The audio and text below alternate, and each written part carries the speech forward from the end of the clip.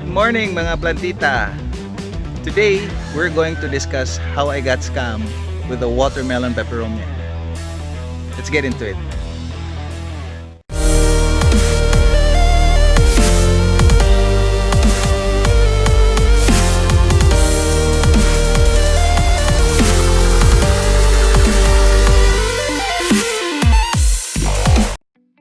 So, mao ni ang ato ang duha ka watermelon peperomia na akong gi-discuss earlier.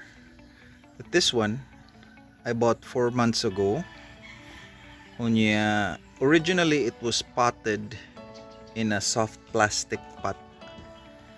This is a hard plastic. So, when it was placed in a soft plastic pot, I noticed that this plant is not growing, so I transferred it to a hard plastic pot. Then I realized, this has been with me for 4 months, no growth, nothing at all. This one, about a month and a half or almost 2 months with me. But this is quite small when I bought it, but now it's growing well. Now I'm going to show you the difference between a scam plant and a good plant. So this one, as I mentioned, when I uprooted it, I realized that there's no stem. They only made a leaf grow roots. Okay, so muna siya when pag transfer na ko from a soft pot to a hard pot. Now I discovered that there's no stem. It's only a leaf that is grown to root. So that's the reason why there's no growth, nothing at all. It's alive, but eventually after a few months it will die, just like this one. So this has no hope of growing. This will eventually die, just like the other leaves. So be careful with online sellers that are selling these types of watermelon, especially when it's separated. When I bought it, I realized if you have no experience, when the leaves are planted separately, just like this, there's one leaf here, there's another leaf here, and also here. So it's positioned similar to this one in a soft pot. So if it's like that, definitely don't buy it, because it's just a leaf that is grown to root, but eventually in the next few months it will die. So there's no hope for you to be able to grow more and propagate these types of plants. So with this one, it's a bad buy. I got scammed. With this one, actually I bought it at 50 pesos to my friend. This one I bought around 250 pesos. 4 leaves.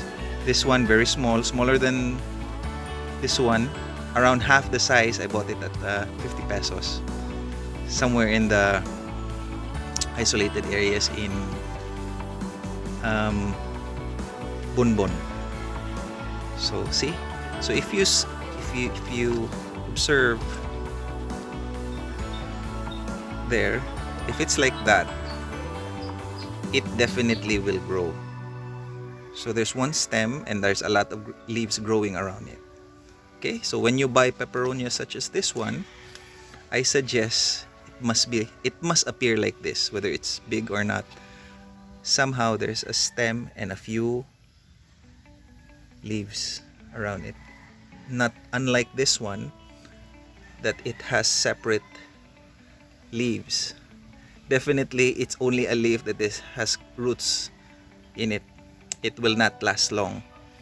Okay, so that's my important tip with buying peperonia plants like this one. Now there you go. I gave you all the tips of observing or how to be able to determine a good watermelon peperomia against a bad buy na peperomia. So those are the 2 types of plants I bought. The one I bought at 50 pesos, the other one I bought at 250.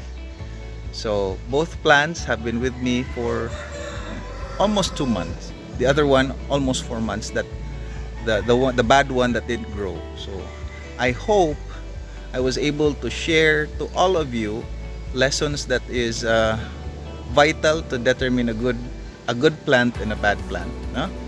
If you have any suggestions to determine or any better ways to determine a good and a bad buy, so please share to us in the comments below. And also allow me to invite you to like and subscribe to my channel. And take care. I know it's gloomy and it has a bad weather outside, so I hope you don't forget to bring your umbrellas. Oh, before I forget, shout out tayo sa akong amigo nga si Mon Fersiton. Salamat sa pag-subscribe. And have a good day everyone, and goodbye.